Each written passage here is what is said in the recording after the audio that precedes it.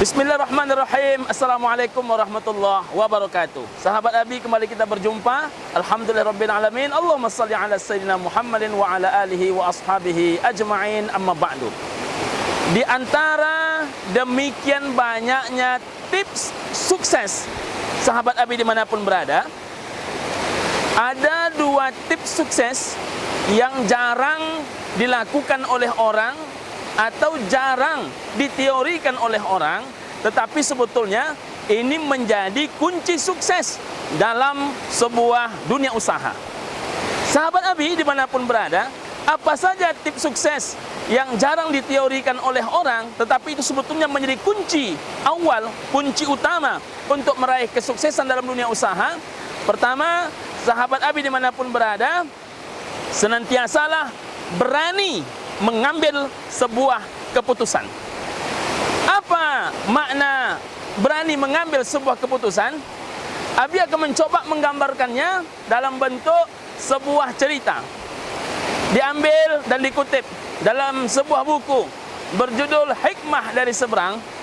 Tersebutlah ada seorang raja yang sedang mencari menantu untuk menjadi pasangan anak gadis tercintanya.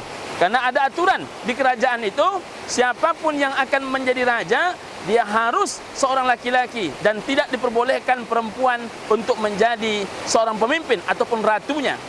Maka tentu karena anak raja adalah perempuan, dia mencari seorang menantu yang bisa mendampingi anaknya dan dianggap layak untuk menjadi pelanjut estafet perjuangannya dalam kerajaan ini. Sahabat Abi dimanapun berada, lalu diadakanlah sebuah sayembara. Siapa yang berani menaklukkan tantangan raja, maka dia akan dipilih menjadi menantu raja dan selanjutnya berpeluang besar untuk menjadi raja berikutnya. Maka berkumpullah semua orang. Tertantang mereka karena ada seorang anak raja yang sangat cantik jelita.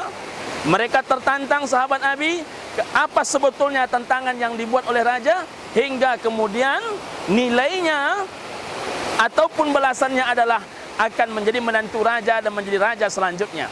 Rupanya ketika mereka berkumpul, apa kata raja?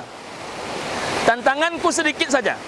Siapa yang berani masuk ke dalam danau ini dan dia berani keluar atau dia berhasil keluar dalam keadaan selamat, maka dia adalah menantu raja dan sekaligus menjadi raja selanjutnya. Semua orang penasaran, bahkan di antara mereka ada yang berkata, "Wahai Tuan Raja, kalau hanya itu semua kami berani melakukannya. Biar ada tantangan yang lebih menarik," kata Tuan Raja, "maka di dalam danau sudah saya siapkan seekor buaya yang sudah 2 bulan tak diberikan makan cukup." Sahabat Abi dimanapun berada, maka di saat itu semua orang begitu gamang, begitu khawatir untuk mengambil keputusan. Tiba-tiba raja melemparkan seekor ayam ke dalam danau tadi. Rupanya belum lagi ayamnya sampai sudah disambut oleh buaya, lalu diremuk badannya, dalam sekejap dia makan sebentar saja. Kemudian sahabat Abi dimanapun berada, semua orang makin mencekam suasananya. Tiba-tiba ada seorang anak muda yang berani melompat ke dalam danau. Dan ketika anak muda tadi berani melompat ke dalam danau, semua orang terkesima dibuatnya. Dan lalu sesampainya di dalam danau, buaya pun mengejar anak muda tadi. Anak muda tadi pun lari terbirit-birit dan akhirnya dia berhasil menyelamatkan dirinya. Sesampainya di atas, apa kata raja? "Selamat, engkau adalah calon menantu raja dan engkau adalah calon raja berikutnya." Ketika itu sahabat Abi dimanapun berada, semua orang terkagum-kagum, tapi anak muda ini malah justru tak merespon perkataan raja. Dia nafasnya memburu dengan sesak dan tiba-tiba dia berteriak. Apa kata dia? "Hei, siapa yang dorong tadi, hei?" Rupanya anak muda ini bukan berarti dia berani untuk melompat, tetapi rupanya ada yang mendorong dia hingga dia jatuh ke dalam danau dan akhirnya bisa menyelamatkan diri. Kesimpulannya sahabat Abi dimanapun berada, rupanya sesuatu yang kita gambarkan sulit, sesuatu yang kita gambarkan rumit, tidak sesulit dan tidak serumit yang kita bayangkan. Yang penting berani mengambil tindakan, dan insya Allah kalau kita jalani, dia tidak akan sesulit daripada yang kita pikirkan. Yang kedua, senantiasa untuk berpikir positif, senantiasa untuk memandang sesuatu Allah hanya memberikan yang terbaik dan yang baik dalam kehidupan kita. Ada seorang hulu balang, dikutip dalam buku yang sama. Ada seorang hulu balang yang dibawa oleh raja kemana-mana. Dan hulu balang ini terkenal dengan perkataannya, ini pertanda baik Tuan Raja. Suatu saat, sahabat Abi dimanapun berada, raja meminta kepada hulu balangnya untuk memeriksa senapan raja. Dan rupanya setelah diperiksanya, ditanya oleh raja, apakah senapanku sudah kau periksa? Sudah Tuan Raja. Ada pelurunya? Tidak ada pelurunya Tuan Raja. Aman? Aman. Maka raja pun mencobalah keberadaan senapannya. Aman. Tapi lama-kelamaan Tuan Raja mencoba, tanpa dia sadari, rupanya tangan sebelah kiri raja ada di moncong senjata. Dan rupanya ada peluru yang sedang tertahan. Dan ketika Tuan Raja menarik pelatuknya, maka peluru tadi lepas dan menghantam tangan sebelah kiri raja. Dan tangan raja pun bolong dan terluka. Maka raja marah. Apa kata raja? Kamu ceroboh, tanganku terluka. Dengan santai, hulu balang mengatakan, ini pertanda baik Tuan Raja. Tanganku luka, engkau katakan ini pertanda baik? Iya Tuan Raja, bukankah semua yang terjadi pada hari ini adalah pertanda baik? Sahabat Abi dimanapun berada, singkat ceritanya, si anak muda ini lalu dihukum oleh raja, penjarakan dia. Ketika dipenjarakan oleh Tuan Raja, apa kata dia? Ini pertanda baik Tuan Raja. Mendengarkan itu maka murkalah sang raja. Penjarakan dia dengan segera, maka dipenjarakanlah dia. Dan raja pun melanjutkan perjalanan berburunya. Setelah itu sahabat Abi dimanapun berada, rupanya raja sampai ke sebuah lokasi tempat adanya orang kanibal di sana. Raja pun ditangkap, pasukannya ditangkap, dan setiap malam di antara mereka dimakan satu persatu oleh orang-orang kanibal. Terakhir tibalah giliran raja untuk dimakan.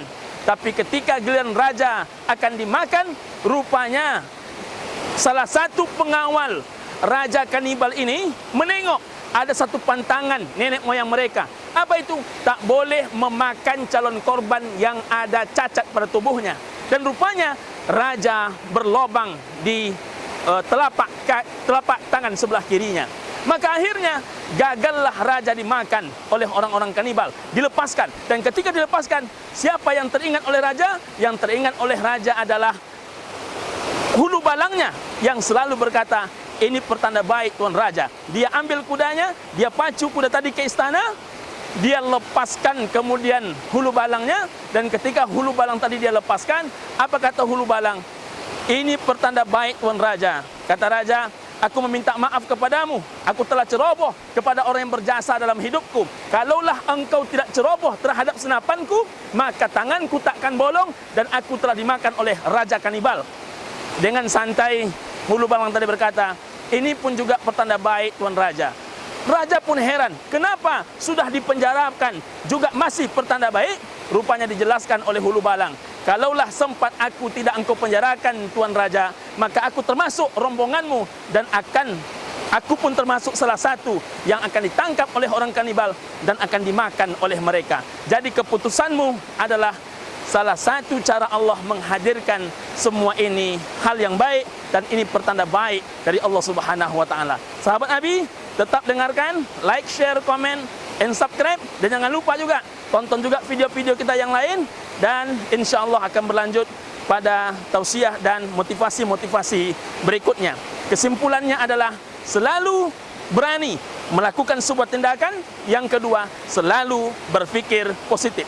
Ma'assalamah bagi yang sedang dalam perjalanan, dan insya Allah fi amanillah bagi sahabat-sahabat yang sedang berlibur, dan bagi yang sedang berada di rumah, kami ucapkan insya Allah dalam keberkahan, rahmat dan nikmat Allah Subhanahu wa taala. Selamat berjumpa. Assalamualaikum warahmatullahi wabarakatuh.